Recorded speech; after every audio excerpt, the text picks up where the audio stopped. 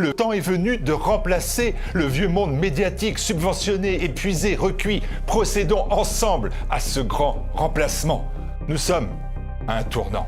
Jamais, depuis 2014, nous n'avons eu autant besoin de vous. Jamais. Nous avons besoin de votre soutien et de votre don. Nous avons vraiment besoin de nouveaux dons pour continuer de peser et empêcher la ruine de notre nation.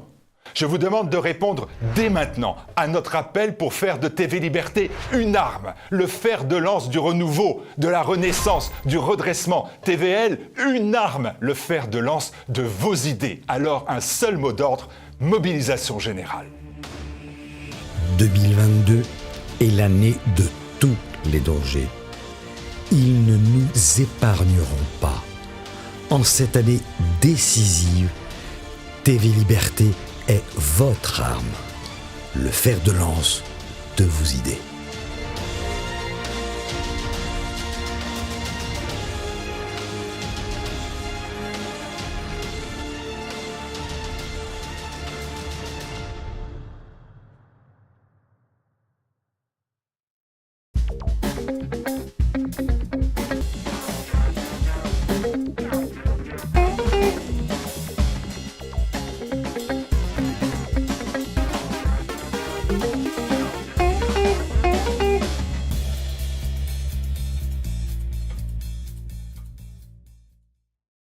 L'affaire Clément Méric. Pour la gauche, c'est le lynchage d'un jeune antifa de 20 ans par un groupuscule d'extrême droite. Pour d'autres, c'est la conséquence tragique d'une agression de l'extrême gauche de laquelle un jeune patriote n'a fait que se défendre. Depuis 2013 et ce jour de juin, deux camps s'opposent et ne veulent pas démordre de leur version des faits. Pour vous, TV Liberté a enquêté sur ce fait divers, devenu un véritable symbole politique. Pour un camp, il démontre la violence de l'extrême droite.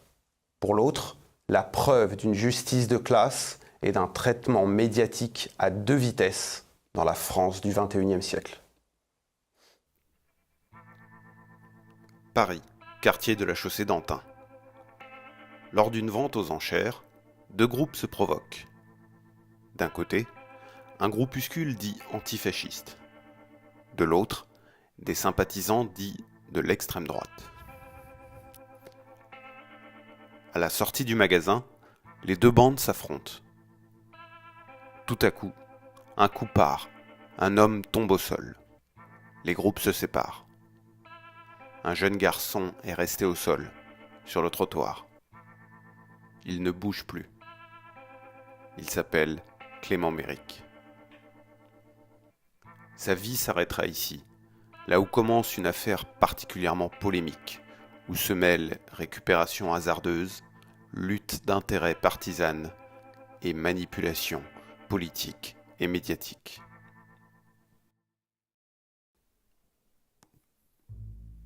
« 5 juin 2013, à Paris. Un groupe de 3 jeunes garçons et filles, Katia, Samuel et Alexandre, se rendent à une vente privée. Cette vente est réputée pour ses vêtements d'un style bien particulier, que les 3 amis apprécient. Sur place, ils regardent les habits mis en vente, discutent des bonnes affaires qu'ils pourraient faire.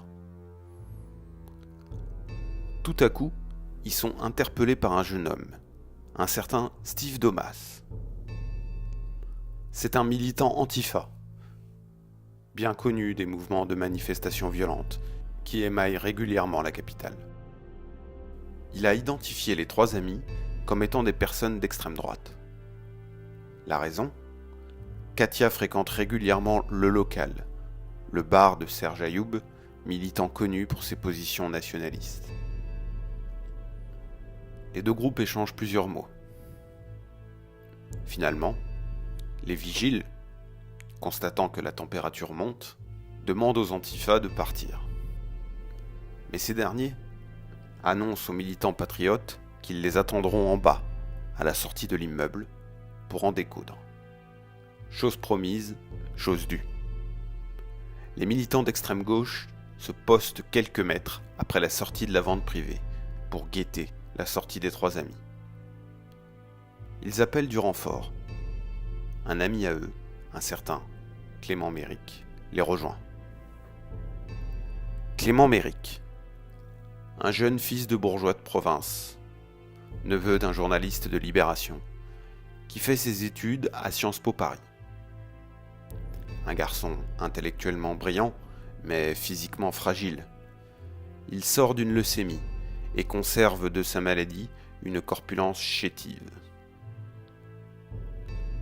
Malgré cela, il n'hésite pas à se joindre au groupe d'Antifa lorsque ces derniers sortent cassés du facho, comme ils disent. Ce jour-là, donc, il est plus que motivé à faire parler ses points. De leur côté, les patriotes appellent aussi des amis à la rescousse. Katia joint Esteban, son petit ami. Ce dernier les rejoint à la vente. Ensemble, le groupe de 4 sort de l'immeuble et repart vers le métro. À la sortie, le vigile leur conseille de ne pas se diriger vers la droite, où les antifas les attendent. Mais Esteban, Samuel, Katia et Alexandre ne l'écoutent pas. Le chemin vers le métro se trouve sur leur droite.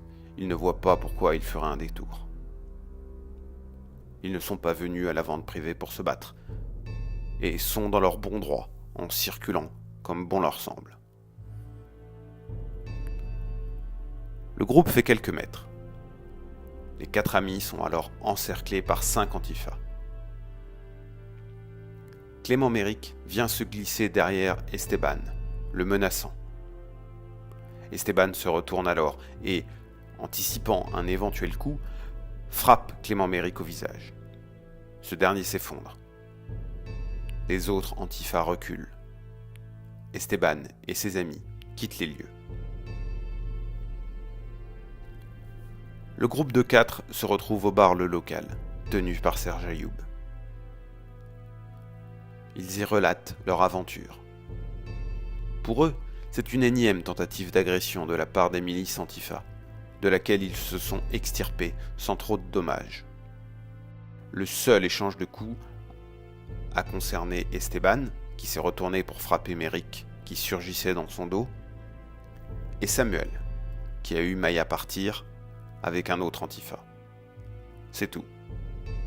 Ils trinquent tous à cet épisode, en se disant que cela aurait pu être pire. Ils n'imaginent pas encore que c'est bien le cas.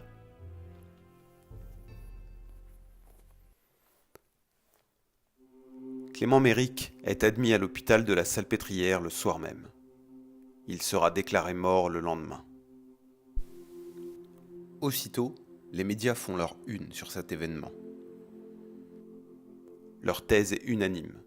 Pour eux, c'est une agression de l'extrême droite à l'endroit d'un militant de gauche. Agression qui s'ajouterait à une longue liste d'intimidations de la part des mouvances nationalistes ces derniers mois, ces dernières semaines. Laissons la justice établir les faits, mais incontestablement, il y a une connotation politique dans ce crime. Nous connaîtrons, je l'espère, le plus vite possible ce qui s'est passé, l'enchaînement des faits. Mais enfin, des coups qui tuent un garçon, un jeune homme de 18 ou 19 ans, ce sont évidemment des coups particulièrement graves. Il ne s'agit en aucun cas, bien sûr, bien au contraire, de minimiser des faits qui sont très graves, qui bouleversent non seulement des militants politiques engagés contre le fascisme. Je viens d'une famille espagnole qui sait ce qu'a été le fascisme en Espagne. J'en dis que quand un jeune de 18 ans est tué en plein Paris, assassiné, c'est toute la République qui est en deuil ce matin et que c'est tous les démocrates qui doivent réagir. C'est pas un accident, c'est pas un incident. C'est une situation qui doit mobiliser tout le monde. J'ai eu Manuel Valls ce matin, bien sûr la police, la recherche, mais... Et vous avez des éléments précis qui vous laissent penser qu'il s'agit bien d'un geste à caractère politique? Oui. Aujourd'hui, les éléments dont on dispose identifient même, si la police continue ses recherches, un groupe néo-nazi qui est très largement soupçonné d'être à l'origine, dans tous les cas, ses membres, de cette agression qui fait penser à une autre époque. Voilà, il a été assassiné, je crois qu'il faut le dire clairement. assassiné pour vous. Assassiné par qui? Est-ce que vous avez des détails sur ce qui s'est passé? Écoutez, bien sûr, beaucoup de choses restent à préciser, mais les témoignages sont là, notamment ceux qui accompagnaient Clément. Il était connu, vous l'avez dit, dans cette mouvance antifasciste de ces jeunes qui se mobilisent contre les groupuscules d'extrême droite, et ils sont tombés en contact avec 3 militants, peut-être 5, d'extrême droite, clairement. Vous savez, c'est skinhead, crâne rasé, bomber, et à partir de là, échanges verbaux, et sur le trottoir du magasin où ils étaient, un coup de poing fatal, peut-être manifestant avec un poing américain qui lui a brisé le nez en pleine face, et la tête est allée heurter un poteau et la mort était quasi immédiate. C'est pour ça que je me permets de dire que c'est un crime politique. C'est parce que Clément était connu pour son engagement contre l'extrême droite qu'il a été frappé par ces gens. C'est une évidence. C'est pour ça que, écoutez, au-delà de la colère, il faut que les pouvoirs publics prennent des décisions. Ces groupuscules, on les connaît, ils paradent des fois. On les a vus à la fin de la manifestation pour tous l'autre jour. Ils font le coup de poing ici ou là. Je surestime pas leur importance. C'est quelques dizaines, quelques centaines de personnes, mais qui exaltent la violence, sont nostalgiques du fascisme italien ou du nazisme allemand, qui frappent nos militants. On veut leur dissolution. Une information judiciaire est rapidement ouverte. Le procureur de Paris, François Molins, prend la parole. Via une conférence de presse, il précise que, selon les premiers résultats de l'autopsie, le décès n'est pas dû à un hématome qui aurait été causé par la chute de Clément Méric au sol, mais par les traumatismes crâno-faciaux occasionnés par les coups de poing. Le prénommé Esteban a reconnu en garde à vue avoir porté 2 coups, soutient-il à main nue, sur Clément Méric, dont le coup l'ayant fait chuter. Un ami de Clément Méric indique l'avoir vu avec un poing américain, tandis qu'un autre témoin de la scène a évoqué un objet brillant sur les mains. Le médecin légiste a enfin précisé que ces lésions résultaient de plusieurs coups, c'est donc une multiplicité de coups, et par ailleurs il a noté, je cite toujours, une ecchymose derrière la tête, évocatrice d'une lésion de chute très superficielle et n'entrant pas dans le déterminisme mortel. Ça signifie en clair que le décès n'est pas dû à un hématome qui aurait été causé par la chute par terre, mais que le décès est dû aux traumatismes crâno-faciaux qui ont été occasionnés par les coups de poing qui ont été portés sur la victime. Le procureur annonce l'ouverture d'une information judiciaire pour homicide volontaire à l'encontre d'Esteban Morillo. Ce dernier s'était constitué prisonnier le jour même, se rendant au commissariat.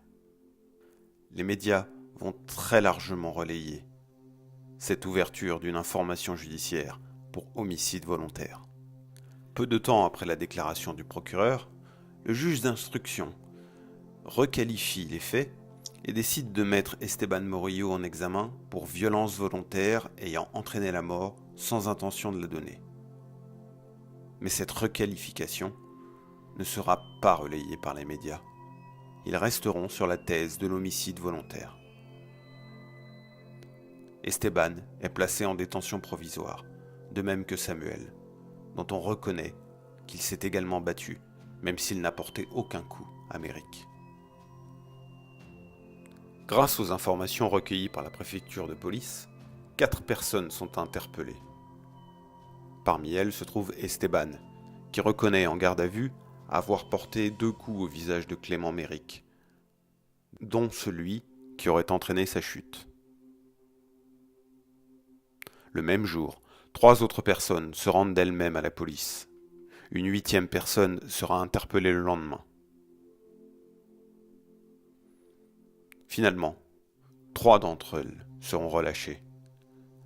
Les 5 autres resteront en garde à vue. Katia, la compagne d'Esteban Morillo, est mise en examen pour complicité de violence volontaire. On lui reproche d'avoir appelé les amis à la rejoindre. Elle sera finalement libérée sous contrôle judiciaire.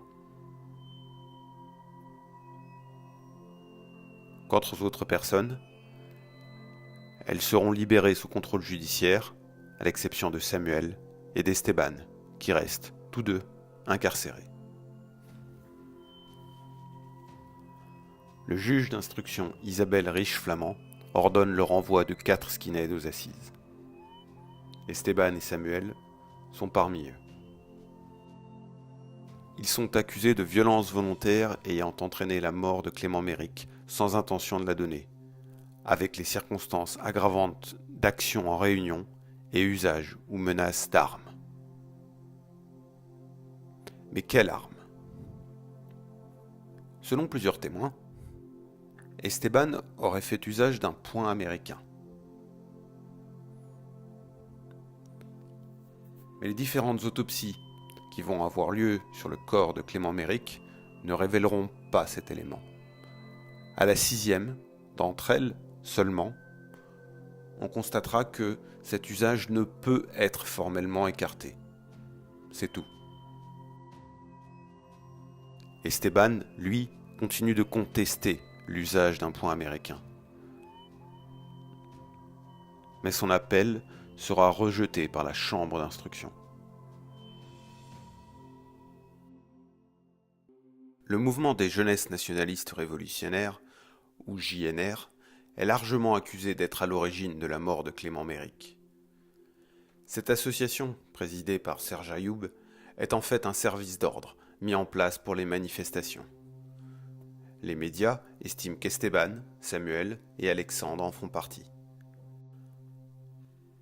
Le point que les médias ont relevé est qu'Esteban et ses amis fréquentent régulièrement le local, le bar associatif, tenu par Serge Ayoub. Cela pourrait facilement inciter à penser qu'il milite pour son mouvement. Mais, à y regarder de plus près, aucun des trois amis n'est membre de JNR. Ce militant, ce membre de mon service d'ordre, le JNR, une armoire à glace, 2 mètres de haut, des tatouages à croix gammée dans le cou, un t-shirt du Front National. Bien, au fait, vous qui dites ça, le témoin qui dit ça à la télévision, je l'ai entendu. Quand vous dites ça, soyez crédible. Je demande à n'importe qui ici de me montrer un t-shirt du Front National. Ça n'existe pas, il n'y en a pas. Le Front National n'en produit pas. Premier mensonge. Une armoire à glace avec des tatouages nazis dans le cou. Un film américain. American historique, c'est magnifique. Au fait, Esteban fait 60 kilos pour 1m80. Au moment des faits, il a 20 ans. 19 ans, 20 ans. Pas une armoire à glace. Les JNR, pour les citer, ont 30 à 40 ans, font dans la moyenne plus de 100 kilos, font du sport, n'ont pas du tout le même profil. Et d'ailleurs, ils ne sont jamais inquiétés par les antifas, étonnamment. Alors, pourquoi fréquente-t-il le local? C'est en réalité Katia, la compagne d'Esteban, qui semble proche des mouvements de Serge Ayoub. Elle n'en fait cependant pas partie. Les JNR sont exclusivement composés d'hommes. Katia est une militante peu active et surtout assez particulière. Sa principale préoccupation, la protection animale, une cause peu commune dans le mouvement nationaliste. Elle avait l'habitude de fréquenter le bar de Serge Ayoub, d'où la présence régulière d'Esteban également. Ce dernier n'a fait, en réalité, que suivre sa petite amie. Esteban a une petite amie. C'est l'âge et c'est son droit. Cette petite amie aime particulièrement les animaux. Comme lui d'ailleurs. Elle est militante contre la maltraitance des animaux. Elle milite dans une association de troisième voie, parce qu'elle est membre de troisième voie, pas lui. Elle. Sitôt l'affaire relayée par les médias, des manifestations vont être organisées en l'hommage de Clément Méric dans plusieurs villes de France. Des dégradations importantes ont lieu lors de celles-ci. En retour, une manifestation de soutien à Esteban, prévue le 14 septembre 2013, est interdite. Quelques manifestants décideront cependant de braver l'interdiction et ils seront interpellés. Tous les ans, entre 2013 et 2016, des marches ont lieu en l'honneur de Clément Méric. À chaque fois, ces manifestations dégénèrent avec des affrontements entre antifascistes et forces de l'ordre. Pourtant, ils ne seront jamais interdits. La manifestation de l'année 2018 marque bien l'ancrage politique dans lequel s'inscrit l'affaire.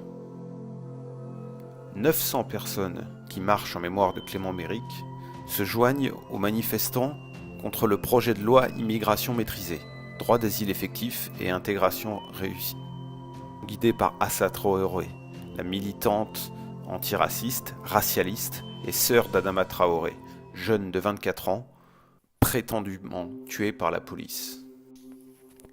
Malgré le fait que les militants nationalistes n'ont aucun lien avec les jeunesses nationalistes révolutionnaires, le Premier ministre Jean-Marc Ayrault annonce, le 8 juin 2013, qu'il demande au ministre de l'Intérieur Manuel Valls d'engager immédiatement une procédure en vue de la dissolution des JNR.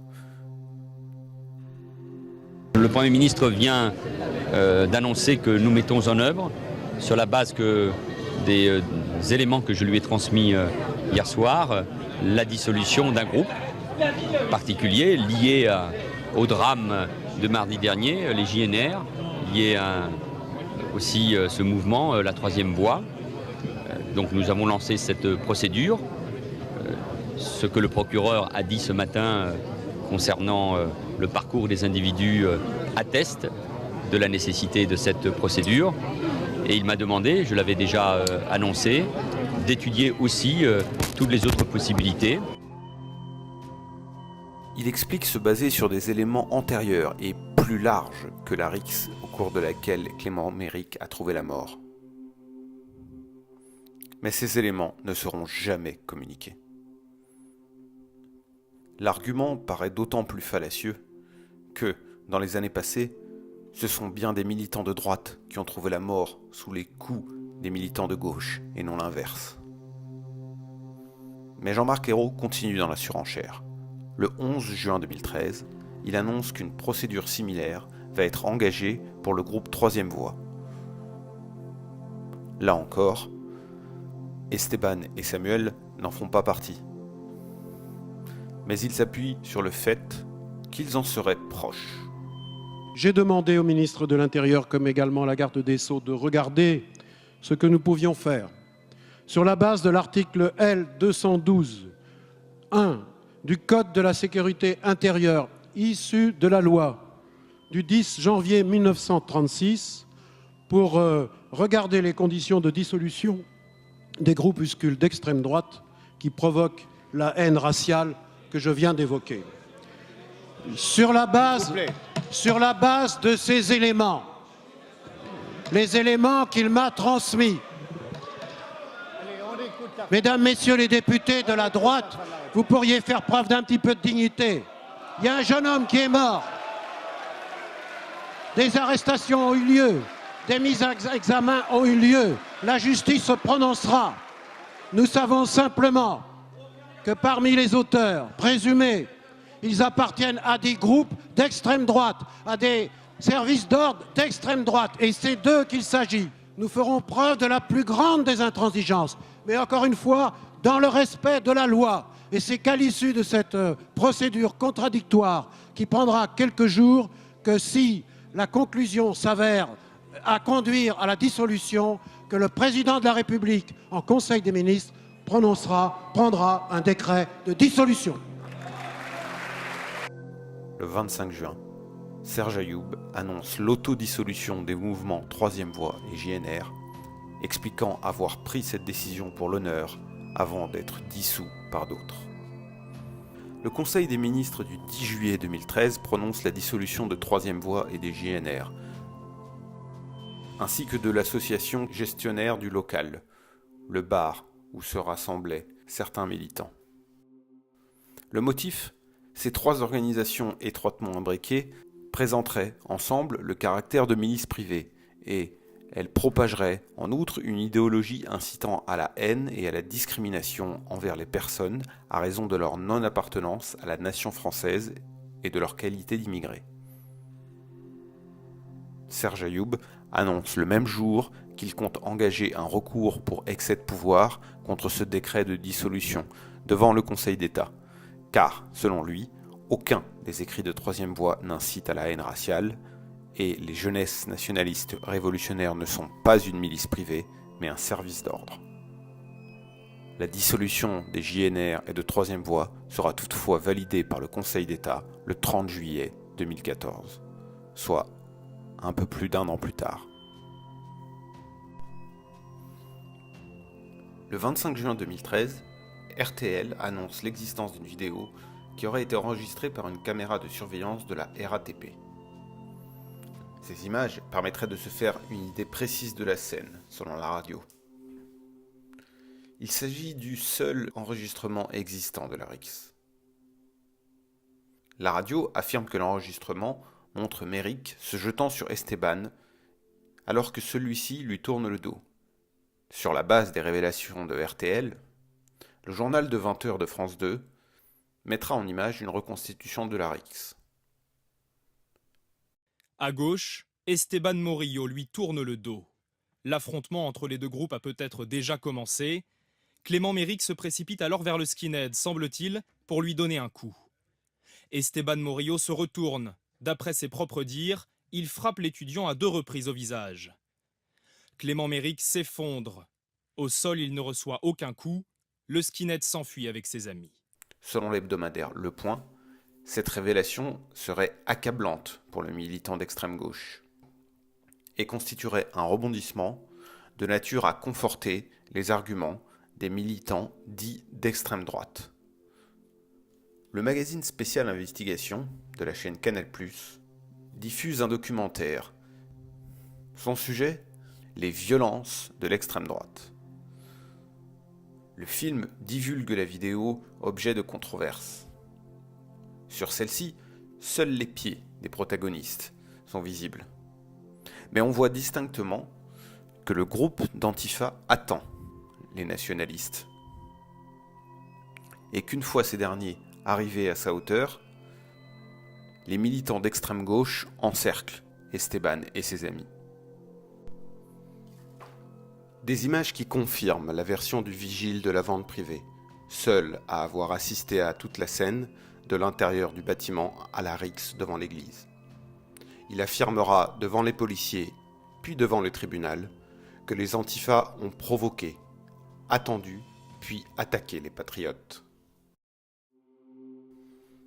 Mais le journaliste de Canal+, à l'instar de ses confrères de Libération, préférera botter en touche et prétendre que, sur ces images, on ne peut se faire aucune idée du scénario.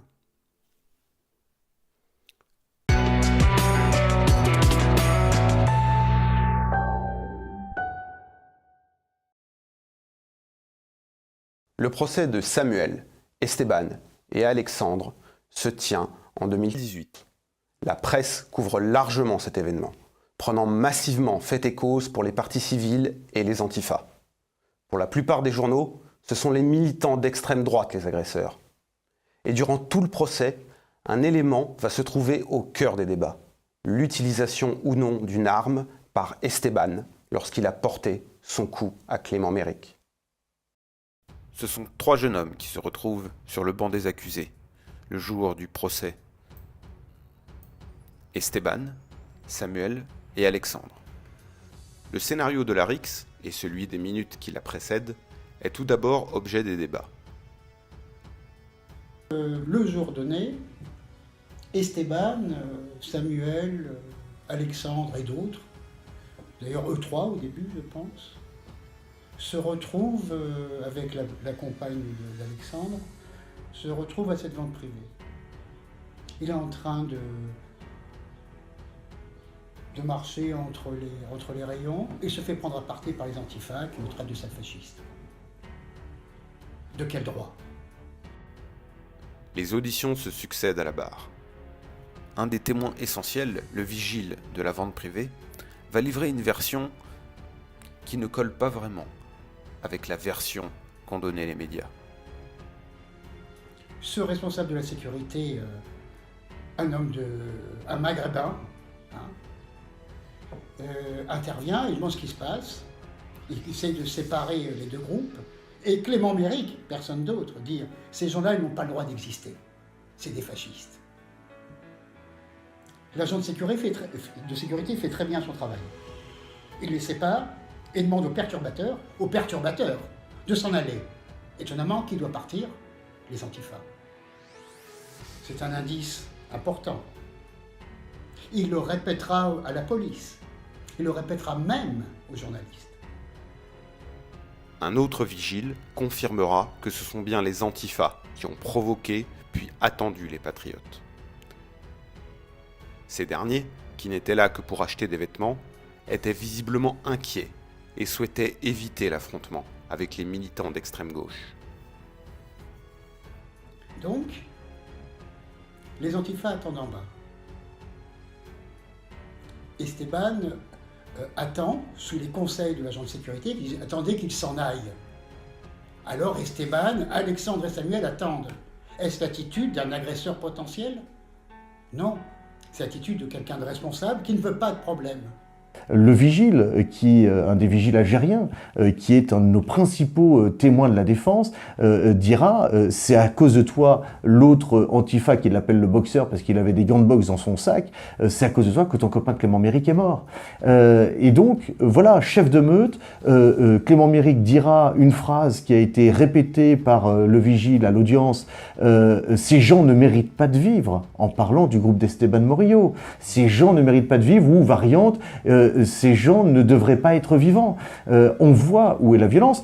Et d'ailleurs, la violence, elle a irrigué tout le dossier parce que il n'y a pas d'antécédent de violence de la part de ceux que nous défendions. À l'inverse, du côté de Clément Méric et de ses amis, on ne peut pas en dire autant. Les images de la vidéo de surveillance sont projetées devant la cour d'assises.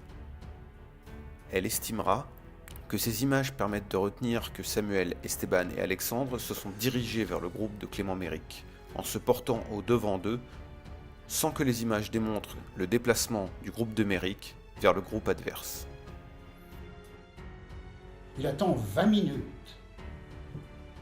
Au bout de 20 minutes, ils s'aperçoivent en regardant, parce que la vente privée est en hauteur, dans les étages, qu'ils sont toujours en bas de l'immeuble. Ils s'inquiètent. À ce moment-là, Esteban me téléphone. Il me dit « Qu'est-ce que je dois faire ?» Je lui dis « Écoute, normalement, si l'agent de sécurité est intervenu, il a dû appeler la police. » Il dit « Oui, cela fait 20 minutes qu'on les attend.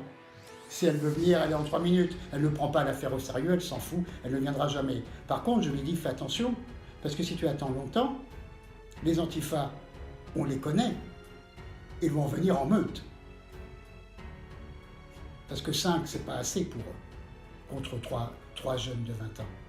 Je lui dis, fonce, va-t'en. Il décide de descendre.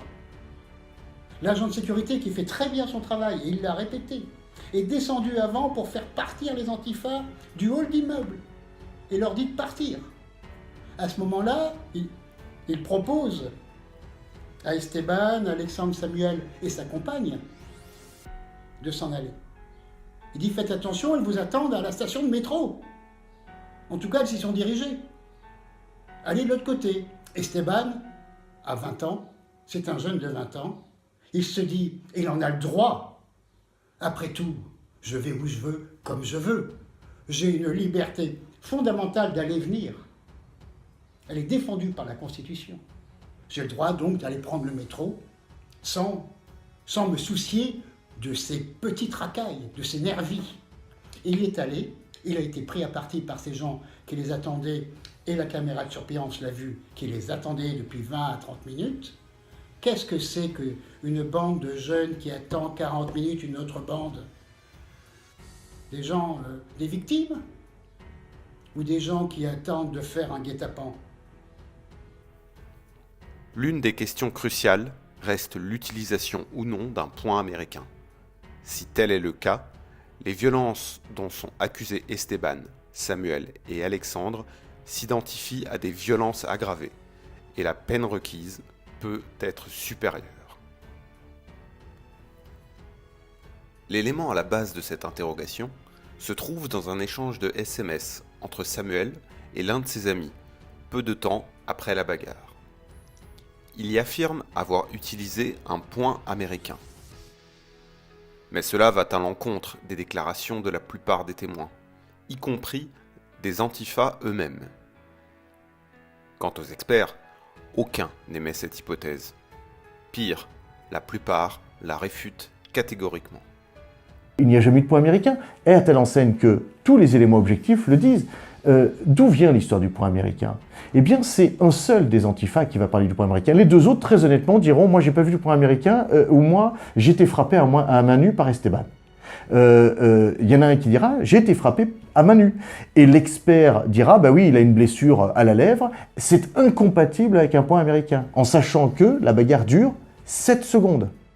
Donc en 7 secondes, vous n'avez pas le temps de donner un coup et un troisième coup en enlevant ou en remettant votre point américain, en sachant que les expertises là également démontreront que Esteban est blessé à la main droite, la seule avec laquelle évidemment il est frappé puisqu'il est droitier, et que l'expert dira il n'y a pas de trace évocatrice du port d'un point américain. Donc tout le démontrait.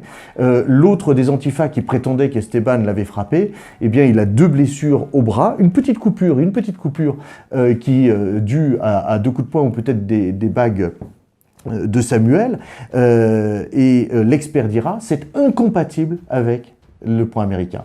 Et le médecin légiste dira également que eh bien, les blessures de Clément Méric, il le verra à l'autopsie, c'est-à-dire que c'est à l'autopsie qu'on voit le maximum de choses, dira les blessures que je constate sont radicalement incompatibles avec l'utilisation d'un point américain. Pourquoi? Parce qu'un point américain, ça déclenche ce qu'on appelle un fracas osseux. Et il n'y a pas de fracas osseux. Et donc, tous les experts sont concordants pour dire c'est incompatible avec un point américain. D'autres qui disent c'est difficile d'affirmer l'existence d'un point américain. Et il y en a un seul, qui viendra dire en toute fin de procédure les blessures ne sont pas incompatibles avec un point américain. Bon, la réalité, c'est que les antifas eux-mêmes disent il n'y avait pas de point américain. Hein, et il y en a un qui dira bah, il m'a frappé à main nue. Et donc c'est ça la réalité. Reste une question.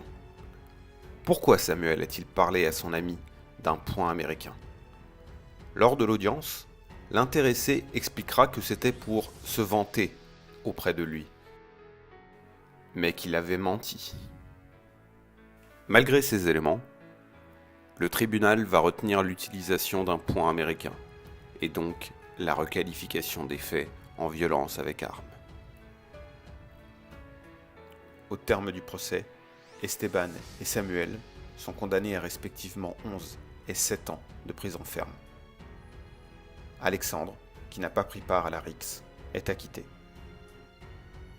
Sur les réseaux sociaux, la thèse avancée par les médias est peu à peu discréditée. Les témoins se retirent et d'autres viennent relater des faits et gestes des antifas, véritables fauteurs de troubles de la capitale.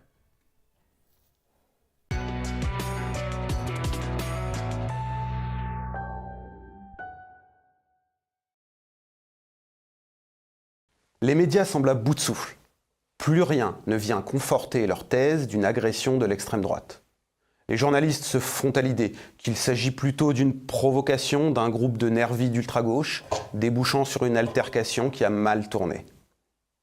Devant le constat que rien ne va dans le sens qu'ils voulaient donner à cette affaire, la presse parisienne va peu à peu se détourner de ce fait divers, jusqu'au procès en appel d'Esteban et de Samuel. Sur les réseaux sociaux, les langues se délient concernant cette affaire. Des informations ressortent quant au passé de Clément Méric et de ses amis. Notamment une histoire légèrement antérieure à l'affaire, qui montre bien la violence et la lâcheté dont sont capables les nervis de l'ultra-gauche. Et se retrouver dans un bar qui s'appelle la Cantada, et Clément Méric, avec une trentaine d'autres antifas, voulait en découdre et faire le coup de poing contre 3 Bretons avinés qu'ils avaient identifiés ou décrétés comme étant des antifas. Donc à 30 contre 3, vous voyez quand même le courage de ces gens-là, de ce genre d'action en meute, et c'est le patron du bar qui se dit anarchiste, libertaire, d'extrême gauche, qui n'est pas franchement un skinhead, qui va dire que Clément Méric faisait partie de ceux qui voulaient en découdre. D'autres éléments sont mis au jour. Entre autres, le fait que la rencontre du 8 juin 2013 n'était pas si fortuite que cela. Donc, sa petite amie milite dans une association de lutte contre les mauvais traitements aux animaux. Les antifas n'acceptent pas ça. C'est leur revendication. Les animaux, c'est à eux. Alors, dans leurs fanzines, dans leurs journaux, et je l'ai amené la preuve, le journal, ils mettent la photo de la jeune femme et la photo d'Esteban, derrière une banderole de défense des animaux, en disant à repérer et attraper. Et ça, 15 jours, un mois auparavant. Le procès en appel d'Esteban et de Samuel se déroule en 2021. Les peines des deux accusés vont être abaissées à 8 ans de prison pour Esteban et 5 pour Samuel Dufour. Le temps a coulé sous les ponts depuis le premier procès.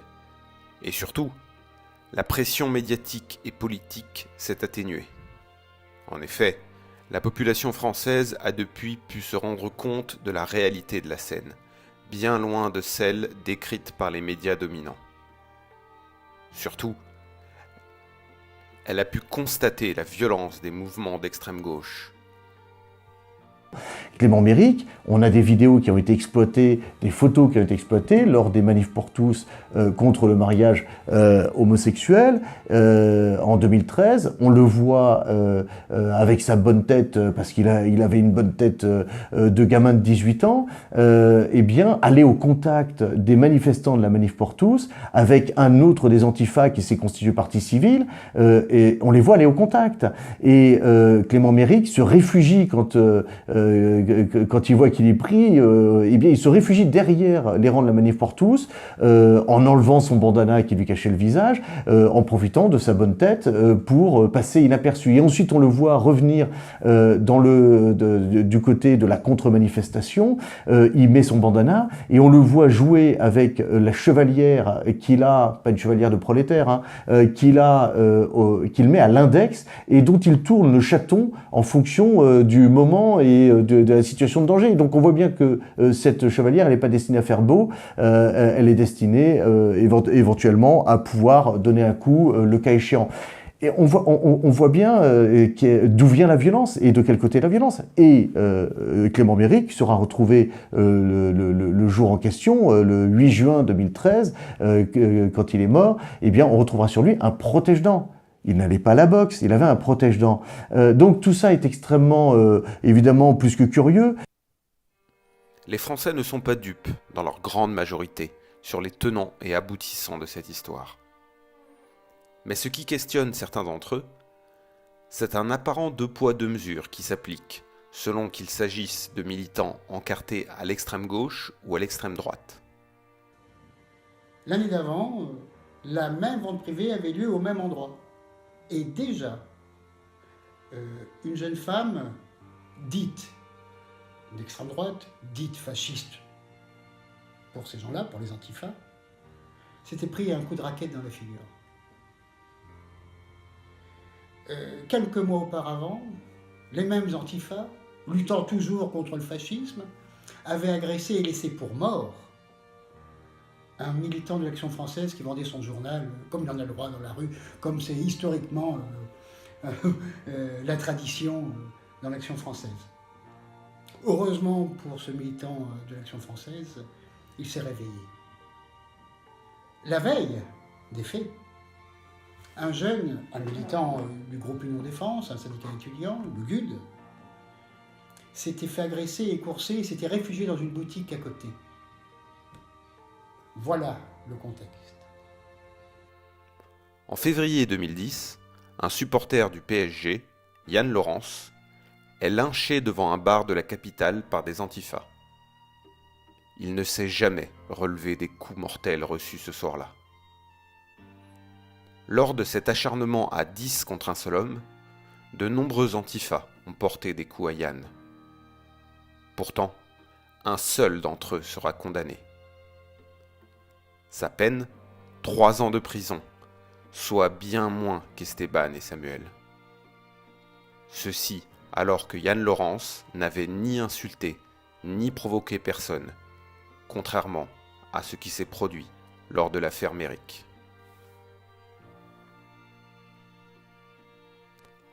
Les médias ont, dans leur grande majorité, ignoré l'affaire Yann Laurence. Comme ils ont ignoré que, la veille de la mort de Clément Méric, un étudiant de l'École supérieure des arts et métiers, François Noguier, était tué lors d'une bagarre pour une banale histoire de cigarette. Là encore, François n'avait ni insulté, ni provoqué son agresseur. Pourquoi ce traitement médiatique à deux vitesses ? Peut-être faut-il aller chercher du côté des origines sociales de Clément Méric et de ses amis pour répondre à cette question. En effet, le jeune étudiant à Sciences Po était issu d'une famille bourgeoise et son oncle travaillait, au moment des faits, au quotidien Libération. Mathias Bouchenot, un autre des Antifas présents le 8 juin 2013, est lui le fils d'un journaliste de France Télévisions. On ne peut en dire autant de Samuel, Esteban et Alexandre. Tous trois sont issus du prolétariat. Au moment des faits, 2 d'entre eux sont boulangers. Il semblerait donc que les médias aient vu dans la mort de Méric une atteinte à l'un des leurs. Et ce, par une bande de ces prolétaires qu'ils méprisent, parce qu'ils ne pensent pas comme eux et n'ont pas les mêmes références culturelles. Le tribunal médiatique est resté fidèle à la phrase d'Albert Camus « Entre la justice et ma mère, je choisis ma mère ». Ils ont été condamnés pour quelque chose qui n'a jamais existé. Et c'est un scandale véritablement absolu parce que, en réalité, Esteban et Samuel ont été les boucs émissaires d'une affaire politisée, idéologisée, et qu'on a chargé des péchés de la violence antifa et qu'on a envoyé mourir dans le désert de la détention pendant ces longues années. Et ça c'est terrifiant.